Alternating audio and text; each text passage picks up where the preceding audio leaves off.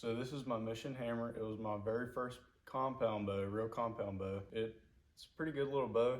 It's 28 inches axle to axle. That's here to here. It's in this nice Realtree Escape pattern.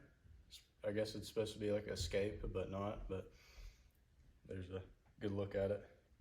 There's a little Realtree logo right there that you may or may not be able to see. This bow comes in at 3.4 pounds with nothing on it, but of course it's got the sight and the stabilizer on it. So I'm gonna weigh it real quick and show y'all what that is. We're just gonna be using this little bow scale that's meant for draw weight, but it works like this too. So hook it on there.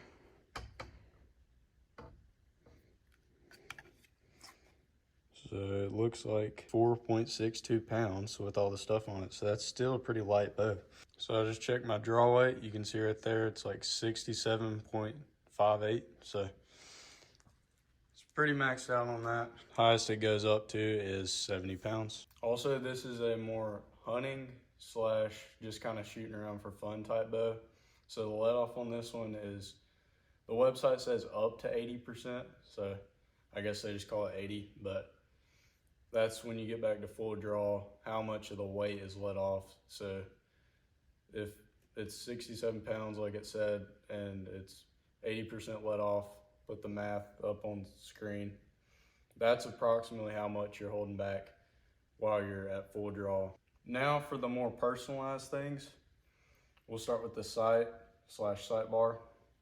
I've got right now a Fast Eddie Spot Hog on there. This is actually not mine, it's borrowed. So we've got that, I think it's a combo, so it came with the sight bar and the actual scope. Show you guys right there. There's what the pin looks like.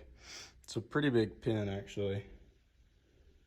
It's a single pin, and then there's the wheel apparatus.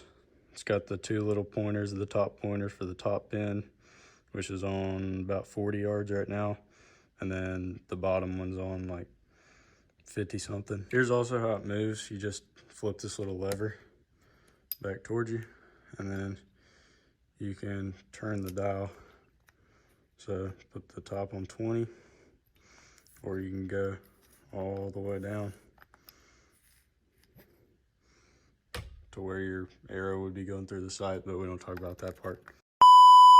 Now for the arrow rest, as you can see, we got a Whisker Biscuit, the tried and true, came with the bow, just cheap little arrow rest. I mean, it's really not caused any problems. The arrows have shot fine through it, it's lasted, it's not falling off the bow. So yeah, I don't have any complaints with it. And then we also come in here, we've got Bee Stinger Micro Hex stabilizer. This is the 8-inch one. It's got 3 ounces on the front. Just screws right in to the bow. And then you might can see my little homemade touch here. I made a paracord, what's it called? They're gonna have to let me know, or I might remember in a second, but it's like the little wrist thing, little wrist strap, I don't know.